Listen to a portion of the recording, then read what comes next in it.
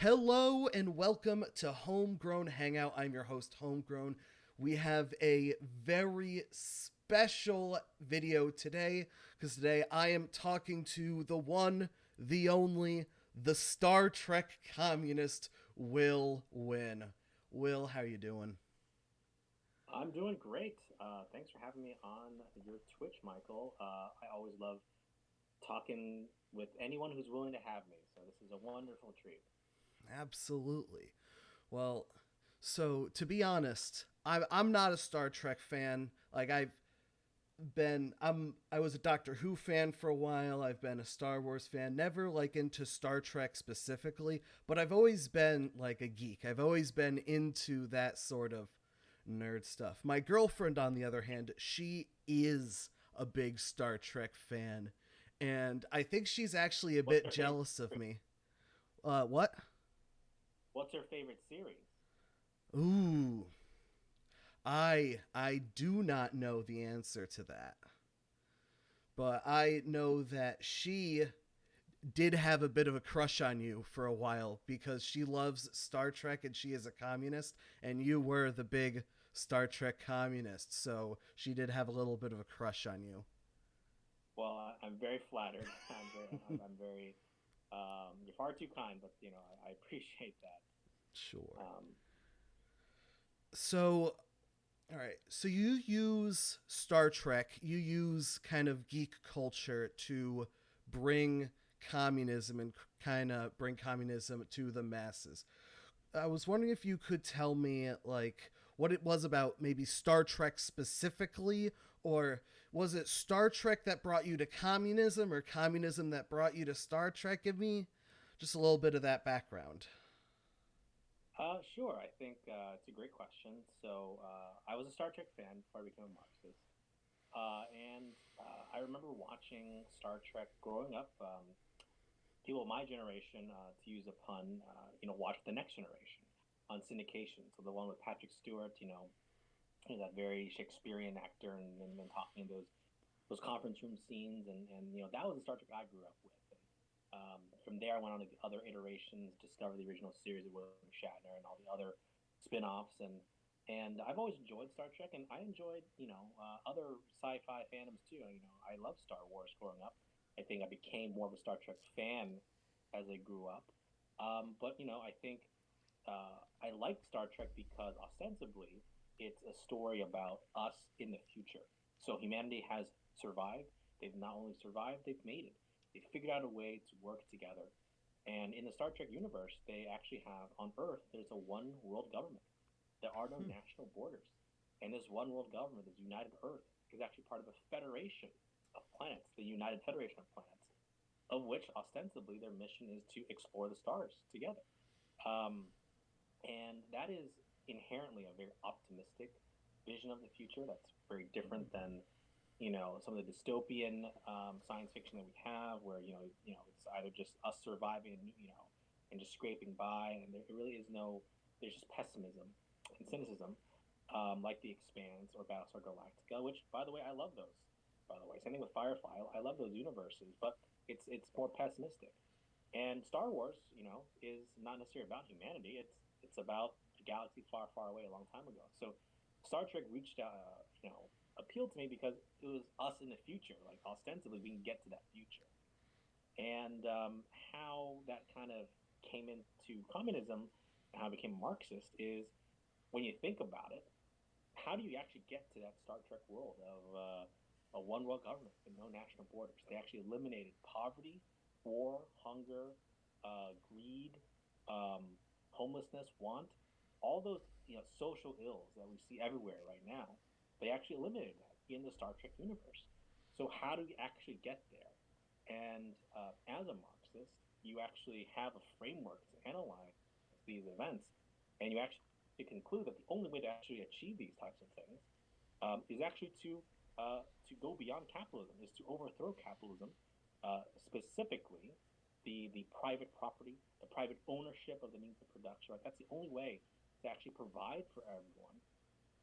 Um, uh, you have to get rid of that profit motive because we actually have all the technology. We have all the ability in the world to eliminate hunger, to homelessness, to make sure that there's a roof over someone's head, they don't die of exposure or thirst, have basic medical care. They feed people on a very fundamental level. They're both their mind and their physical beings. It's not that hard. We actually produce more food that could feed 10 billion people, and yet there's millions of people around the world that still go hungry. It's because it's more profitable to actually destroy food than actually just give people food, right? People will lose money if they just give food away. So actually, that's why you have this obscene contradiction where food is destroyed, Yeah. and people are made to suffer, and that's why I think Marxism is the perfect segue to explain like how do you get to that Star Trek future. It's not just something that's far off, and that's we'll never get there. It's only aspirational. There is a way get to that future, and it's actually through class struggle, because through class struggle is how we've actually progressed as a species up to this point. It's how we've moved beyond feudalism, moved Hmm. beyond previous stages of human development. And I think naturally socialism and communism, the next level beyond that, is the next stage of human development. You want to get to a better world, then you have to kind of get beyond the current system that makes us work paycheck to paycheck right now, and really keep Absolutely. us as wage slaves. So you have I've noticed that you've adopted Trotskyism specifically over other forms of, say, either other forms of Leninism or anarchism, for example. So, what drew you to Trotskyism specifically, and did that have to do with Star Trek as well? They were actually pretty independent tracks. Like Okay, I said, okay. so Star Trek, I was always a fan. Right. But I think I would say, to get to the point about my specific tendency that I have right now, I Right. think it's probably good to kind of see how I got to even being an anti-capitalist to begin Sure. with, and a lot of it had to do with my experiences in the past few years. It's actually very similar, I would say, with a lot of people in my generation. We know that capitalism actually affects all generations. It affects boomers. It affects older citizens. People can't retire, or when they retire, they still can't afford to live on a fixed income. And we know that it affects everyone, but in particular, it does affect certain, I think, segments of the population more, specifically millennials and Zoomers. I'm an older millennial. I'm a mid 30s, and in my lifetime, all I've known is recession after recession, a war without end, climate change, police brutality, police murder. Under my, in my brief lifetime of being politically active, we elected a black president twice, right? We re-elected him, and it was supposed to be this huge progressive undertaking. But what happened during that time period, right? During Obama's presidency, right? You had the Great Recession, you had the Wall Street bailout, you had Occupy Wall Street, you had the first Black Lives Matter movement in Ferguson with Mike Brown. You had um, Eric Garner murdered in New York City. You had Standing Rock happen under Obama's watch. You had Flint, Michigan happen under Obama's watch. You had deportations increase under Obama's watch. You had drone strikes increase. And it was under this environment that, a lot of people in my generation were graduating from college, and they were told that just go to college, take on this debt, yes, but it'll work out. You'll get through jobs. You'll live that quote unquote American dream. Things will be fine. And yet, people were then met with the reality of actually having none of those things. And in fact, they were working multiple jobs, gig jobs. They couldn't piece together a full time job. They had to work, as a Lyft driver, an Uber driver, hustle side gigs on the side just to piece Sure, together sure. rent, which was taking up more than half of their income, if not more so, right? You had this tremendous um, awakening in terms of people realizing that they did things by the book, and yet they are still actually working harder, and still barely scraping by. And this was under the backdrop of climate change, under the backdrop of police violence, police brutality. Right, it wasn't new under Trump, but it emerged early, and it's always been there. And I think the election of Trump initially in 2016, I think radicalized lots of people. People were drawn, like I was, to what Bernie Sanders was saying about fighting a billionaire class, fighting a political revolution. But as we saw in 2016 and 2020, right, Bernie capitulated twice, and arguably he even capitulated even sooner in 2020. Right, the Yeah. Democratic Party closed ranks even faster and defeated them, in record time, and that shows you um, the limitations of working within the one of the two parties of the bosses, which is the Democratic Party. And I was a very strong Democrat, very pro Obama for a long time, but I saw all this play out, and seeing this has a huge, tremendous radicalizing effect on people saying this is the best we can do, right? This is what we're supposed to do, and this is what we have done in terms of electing these people, and yet none of the underlying things have changed, right? So I think around 2016 was when I started looking into, democratic socialism, because that's what Sanders Mm. called himself. So you start looking into socialism, start looking into Marxism and communism. So that kind of led me to beginning to have more revolutionary politics, because you could just tell, like, people have had enough. And Absolutely. I would say that my journey is so far pretty much very similar to just about the same as yours. I was really drawn in by Bernie. I was politically kind of disaffected. Before Bernie, I kind of always considered myself to be a libertarian. I was progressive, but I kind of liked the idea of you don't mess with people, people don't mess with you. We're nice to each other, we're good to each other. And but from a kind of progressive view, I was fine with people doing whatever they want as long as it didn't negatively impact me. And so for a little bit, I was on the. I thought I was a right wing libertarian, and then I heard Bernie, and then I was like, oh, no, no, no, this, there's something about this. And then I kind of combined the two, and right now I'm hovering between syndicalism and mutualism. And that I've had a journey of my own. We've all had sort of journeys in how we perceive the world. I'm sorry for just kind of cutting you off and going on my little tangent. no, that's wonderful. I mean, yours. I love hearing stories like that, and I think that there is tremendous power and tremendous energy and inspiration and invigoration that you hear when you hear these stories from other people, because you realize that you're not alone, that you're not just quote unquote gaslighting yourself, that I'm not crazy thinking about, am I the only one realizing how insane all of this is? That, there has to be a better way than this. And there is a tremendous um, motivation. There's a tremendous motivating feeling that you have, realizing that you're not alone, and that there are others coming to these conclusions because they can't live anymore, because of their own experiences, lived experience. Every single day they see the system doesn't inherently work.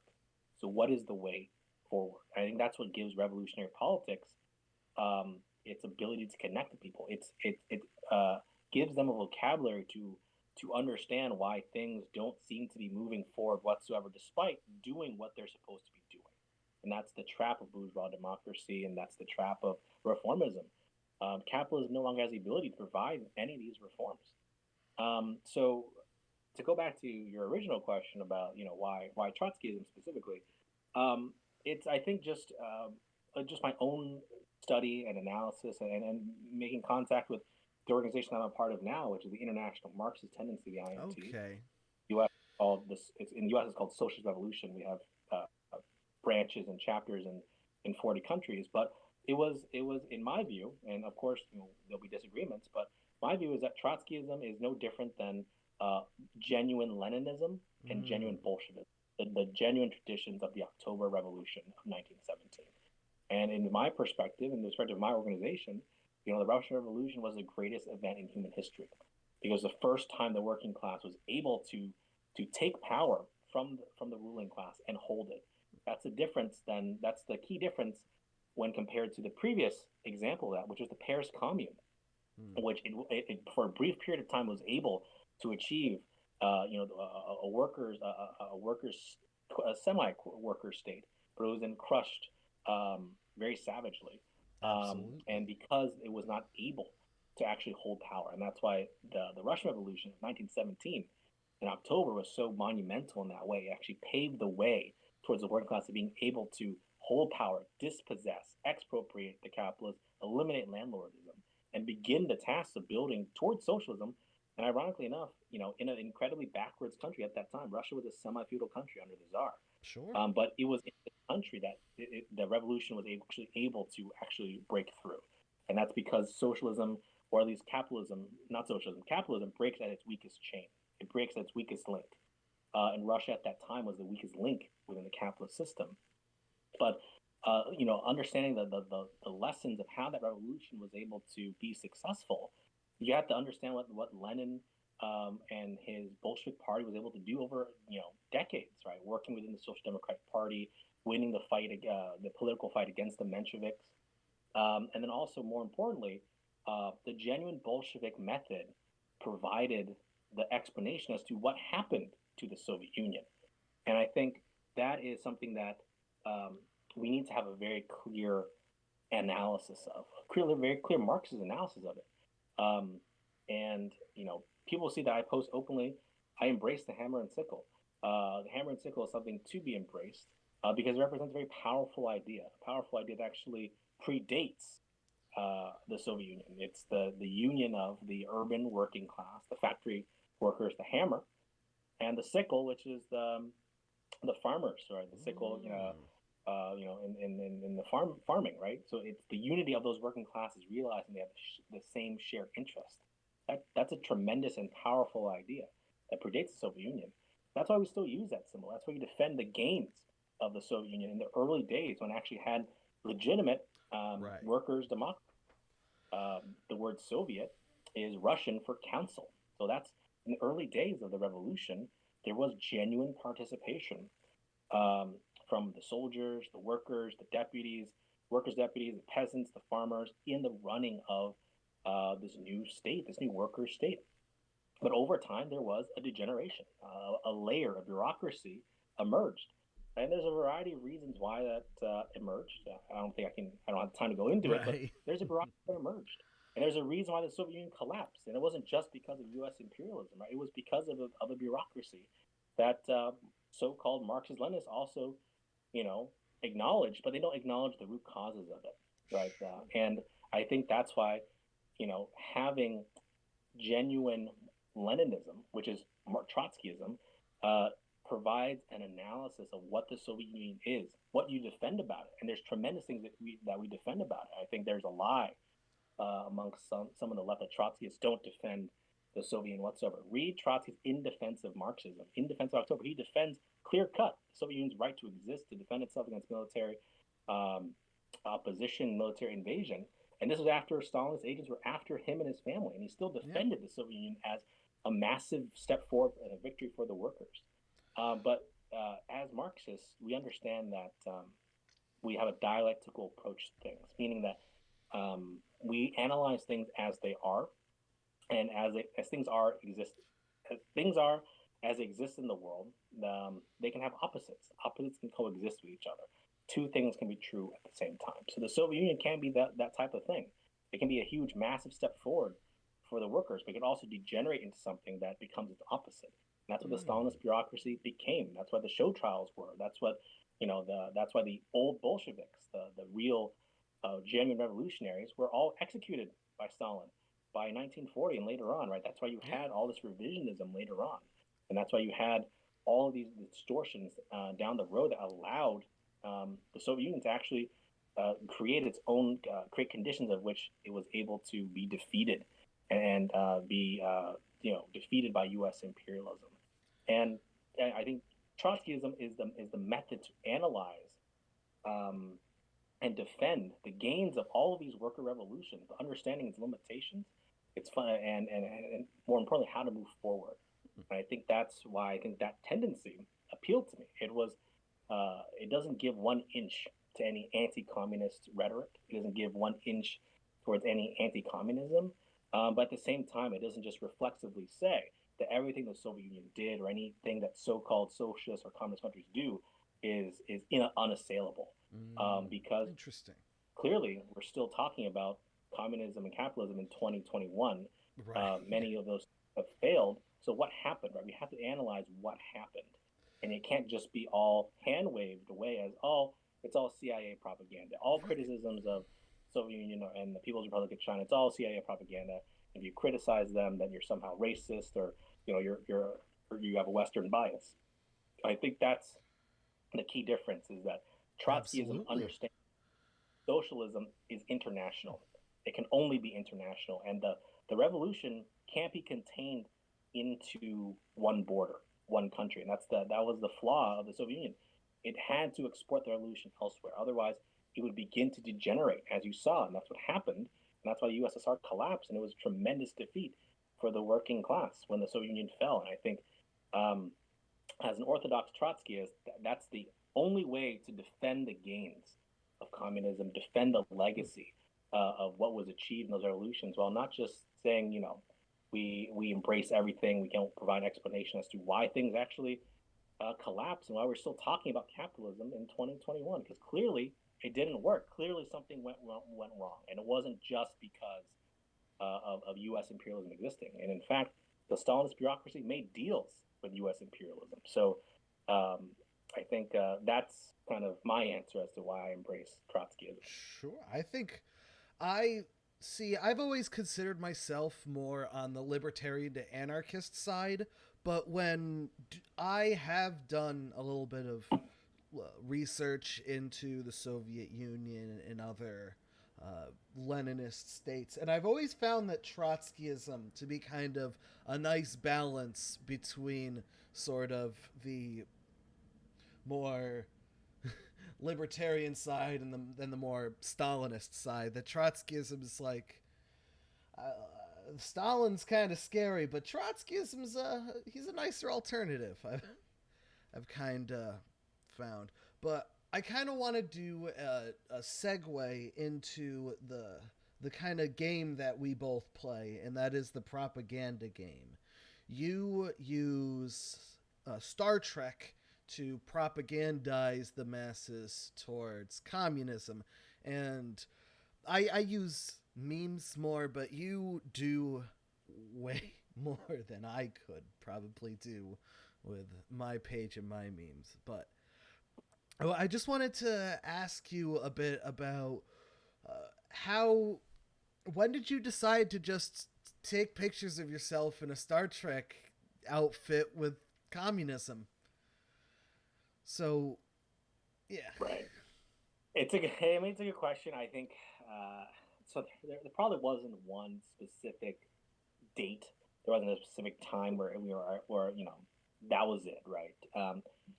Like I said before, my Star Trek fandom existed before me discovering Marxism and what have you. So I enjoyed taking selfies and cosplay pictures of me wearing my uniforms before that.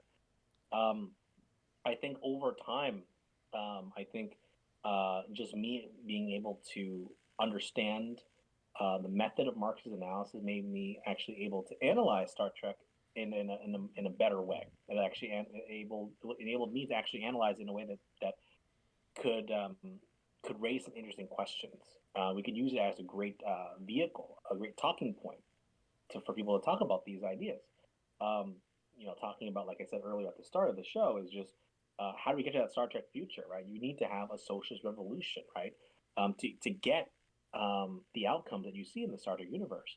And I just started realizing that it's a natural segue to be able to use Star Trek to explain these things. And I've been around online spaces, Facebook, Twitter, Instagram, what have you, and you see it all the time.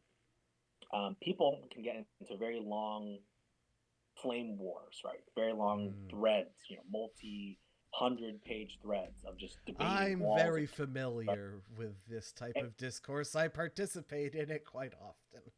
Exactly. I mean, and that's not wrong per se. I used to do a lot of it all the time, and you get really into it and you get burnt out, and you're trying to trying to get that point across. This it is something that I'm very familiar with as well. But most of the time, a lot of people are not going to read it. The only people that are going to read those types of threads are typically the ones that are involved in that thread, and you may or may not be able to win because everyone wants to present their arguments, right? But for me, what enabled me to actually realize I could change tactics is actually joining an organization like the IMT, the International Marxist Tendency. We are a revolutionary cadre organization. We're trying to recruit the ones and twos right now, and later on will be more than just the ones and twos. But we're trying to recruit members to organization um, who want to help build a revolutionary organization that at some point can play a decisive role in political events. All right. But we're really small, Can right? I ask you a quick question? You mentioned Sure, go ahead. your organization. Now, I have a stepbrother who is also a Trotskyist. However, he is a part of Socialist Alternative. Right. Uh, what's kind of the difference between those two organizations and maybe their goals or their tactics? Right. So that's a great question. That could be a whole host. That could be a whole another topic unto itself. But Okay. basically, social alternative and social revolution, we actually came from the same organization in the past. We did have a split. Social alternative actually kicked us out, actually, and there's a Oh. reason why.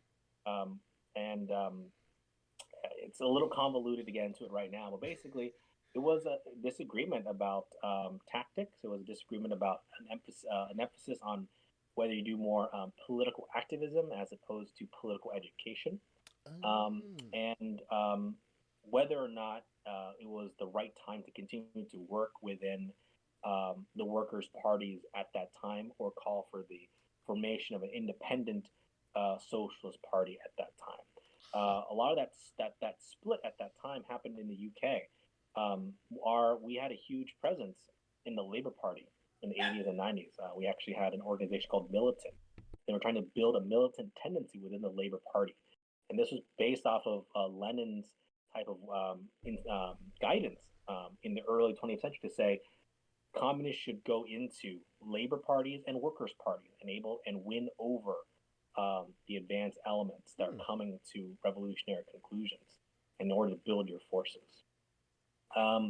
But back then, there was a split at that time when there were members that thought that we no longer had to do that type of work, that we were strong enough to stand on our own, to have our own Well, socialist party. I feel like it's kind of a fault. Personally, I sort of feel like that's a bit of a false dichotomy.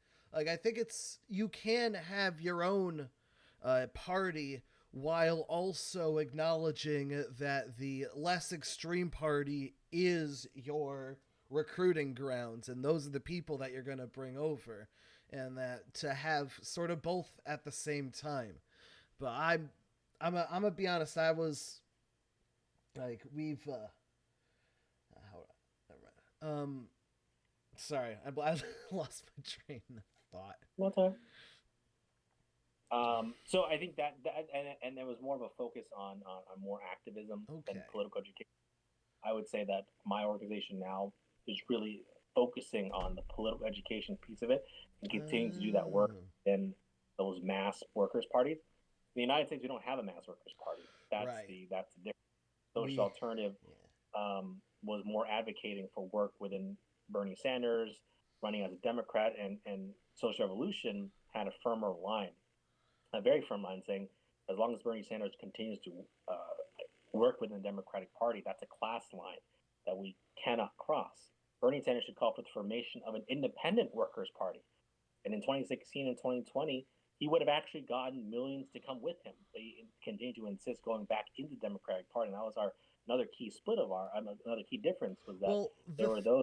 I Hey, I you can feel still like work with. the thing about Bernie making his party is that we got to look at the country as a whole instead of just looking at ourselves as the left. And the thing to look at when you look at the country as a whole is the pending rise of fascism that kind of, well, it was in control for 4 years, but we have a growing fascist movement in this country.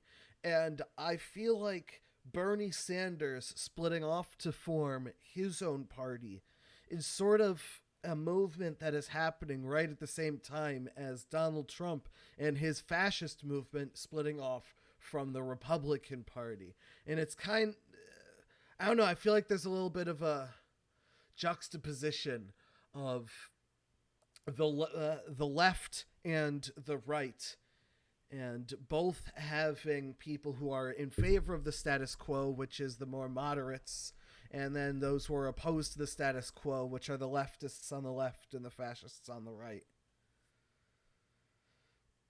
Right. So I would say, um, I would say that fascism does have a very specific definition, and the specific definition of fascism is the defeat of the working class movement, the defeat of the labor movement, and they are Mm. completely atomized and they're completely repressed by layers of the petty bourgeois and the bourgeois who have their state and they use it to break up labor meetings, break up union meetings that workers can't Sure. organize themselves. The Workers' Party. Um, that hasn't happened in the United States. The working class is actually quite powerful in the United States. They're just not organized as such. Mm. They have not been defeated. You can kind of so I think they think and people may disagree, but I think there is a clear line to say that Trump is just a right wing reactionary. He is very bad. He is a symptom of the decline in capitalism, but he's not a fascist. There's nothing uniquely Hmm. fascist about him because the working class has not been defeated. In fact, they're the most numerous they've ever been in this country and worldwide. We can still hold our meetings openly. Under a fascist regime, our meetings of leftists would be openly disrupted. We would have to go underground. We don't want that. It hasn't happened yet. That doesn't mean that Trump isn't bad news. It doesn't mean he's not reactionary. He's just a run of the mill product of capitalism. Well, I And feel like his supporters are the proto fascist type, that he's not all just generic right wing reactionaries are populists. He is a populist, so he uniquely sort of taps into the working class who feel dejected with the status quo, feeling that the establishment doesn't care about their interests. But instead of pointing to the true cause of their issues, which is capitalism, he scapegoats. He points to Muslims or immigrants or other such minorities. And I feel as though that sort of working class movement against the working class interests is more how I perceive fascism, or a sort of proto fascism, or the type of movement that leads to the rise of a fascist, the control of a fascist party. Sorry, I'm tripping over my words. no, no worries. I think that is. I think that is. I think that's true. I think it's moving in that direction. But I think uh, the balance of forces is still overwhelming on the side of the working class. Look at the numbers of people that came out for the Black Lives Matter protest for George Floyd over the summer versus the small January 16th, quote unquote insurrection, January 6th, quote unquote insurrection. Those numbers dwarf what happened at the Capitol.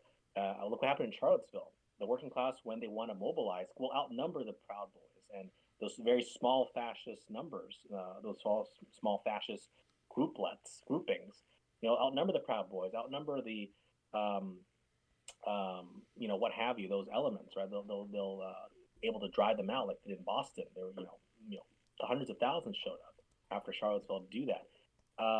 But you're right.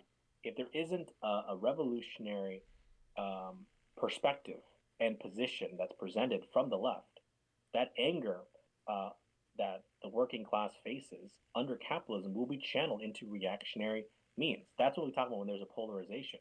There is a very clear polarization that's happening in society. And as Marxists, we favor a polarization that happens under class lines because that actually makes revolutionary politics very clear to people, saying, whose side are you on? Is it the working class or the ruling class? But if you don't have a working class party that's on a class fighting program to articulate that, then you're exactly right. Trump will be able to then maneuver, and say, the real reason behind your ills is because of immigrants, because of Muslims, because of Chinese people, it's because of people crossing the border, right? It's those elites, right? You need something to be able to cut across those types of things. And um, for me, I think being part of an organization that's trying to build an organization that can at some point play a role in creating that mass revolutionary party We need to recruit people. We need to win people over to our ideas. What's the best way to win people over to your ideas? You want them to contact you to get more information. And how do you do that? So I discovered over time the best way to do that is actually just post things that you're passionate about and give it a kind of a Marxist spin. But the Marxist spin is not disingenuous. It actually rings true to the fandom, right? It rings true to the Star Trek universe. So Mm. that's why over time I was able to insert a little bit more of a Marxist flavor, that communist iconography and that kind of stuff. In a way like I didn't foresee it, but I became the meme in a lot of ways, and it was easy. Yeah, Memes are very easily shareable, right? It's easily transferable. You could absolutely. share it There's and power in posting, the memes. right?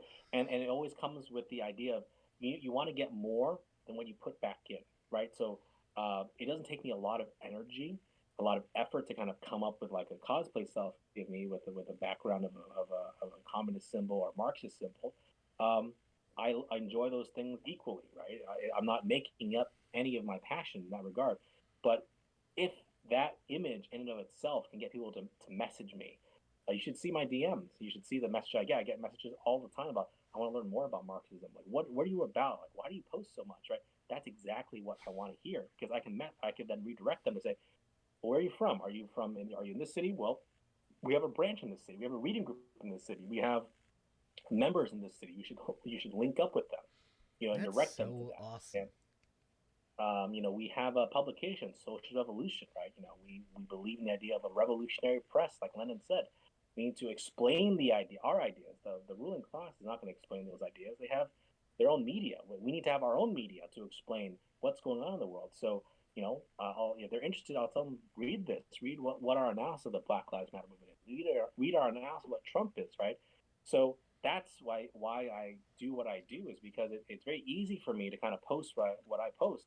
People can understand it. People need to read. Don't need to read a wall of text, and people want to learn more. Like, what's the deal with this Yeah, guy? And that's the whole point. I want people to ask me what's my deal, so I can explain to them what my deal is, and not necessarily get ground down in these little arguments that happen online. And ironically enough, I think that's why some people get mad at me. They're like, debate me. Why don't you debate me? You just post pictures of yourself, and you're a narcissist. And why don't you debate us and have the dialogue? And in my mind, I'm like, that's not what I'm supposed to be doing.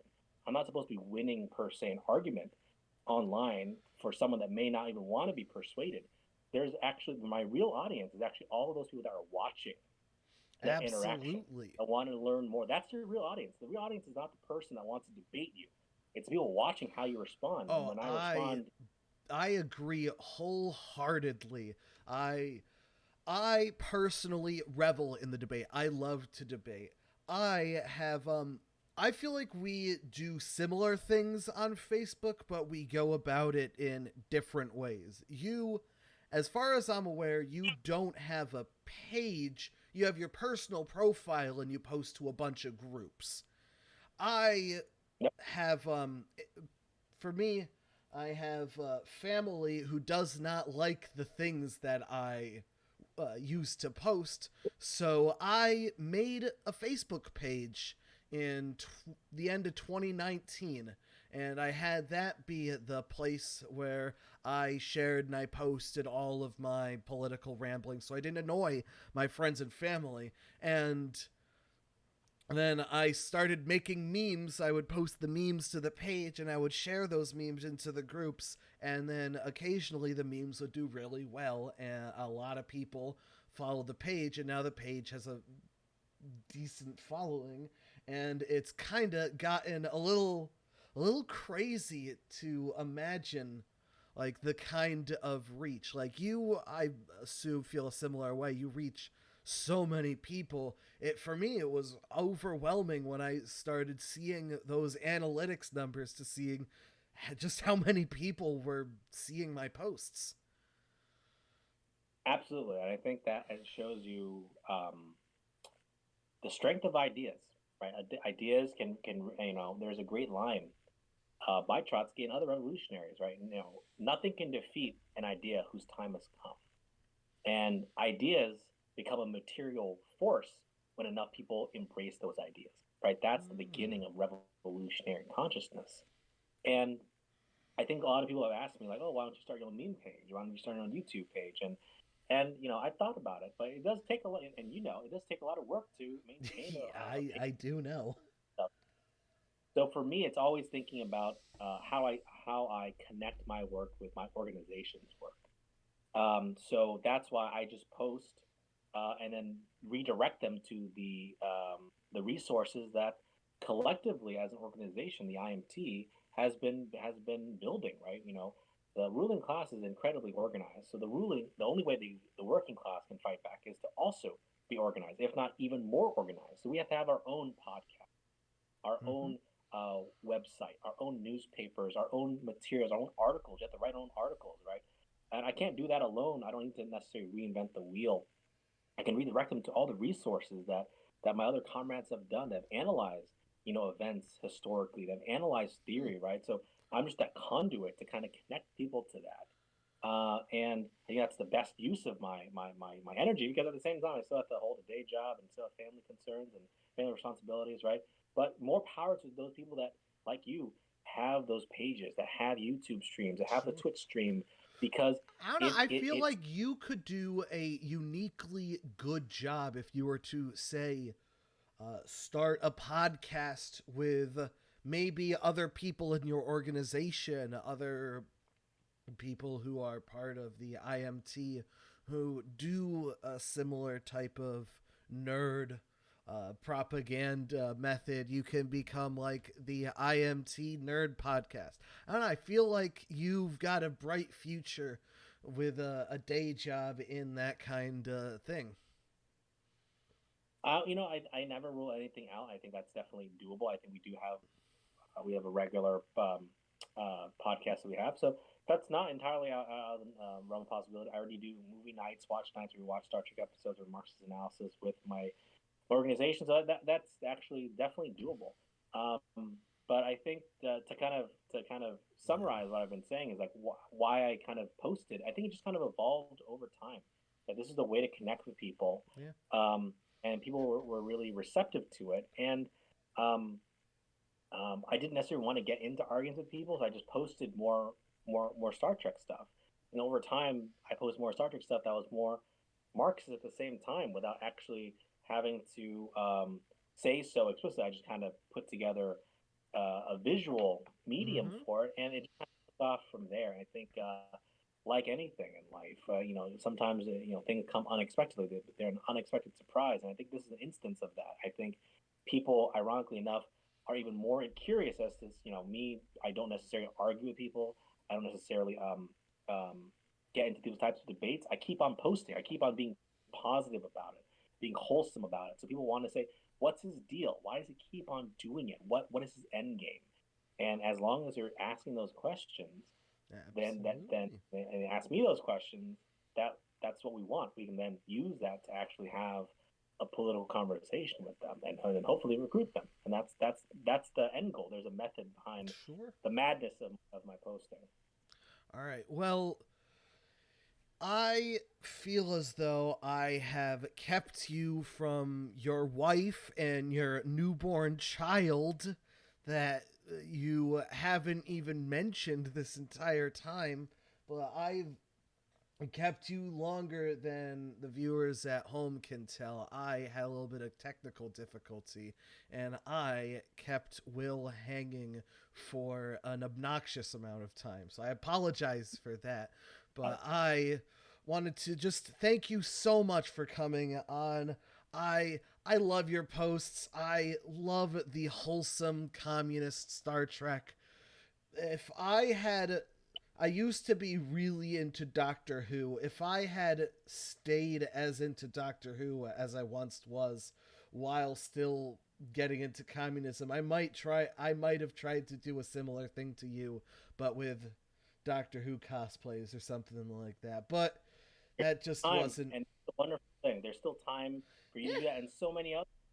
There can be a Star Wars communist, a Lord of the Rings communist, Battlestar Galactica communist. It's a little tongue in cheek. It's a little kind of silly on some level to put all these fandoms together. But if you can find a way to connect these ideas with people through a popular medium, why wouldn't you? Why wouldn't you use those types of things? I We are think people. the personally Monty Python is what comes to mind. Have you seen the old Monty Python? Like, I'll see some of their stuff, and in the Holy Grail there's a bit where they talk about an anarcho syndicalist commune, and Yeah, for me, when I before I was a leftist, I would watch that and would think, haha, funny long words that don't mean anything. Haha, syndicalism, what is that? And now I rewatch it now and I'm like, I'm pretty sure that Monty Python were just communists saying the communism thing and it going over people's heads because it was too bogged down in the language. Oh, absolutely. And that's the wonderful thing about that stuff. There are a lot of people that were radicals, revolutionaries that had to hide their beliefs back in the day, or couldn't be open about them, and now people are much more open about it.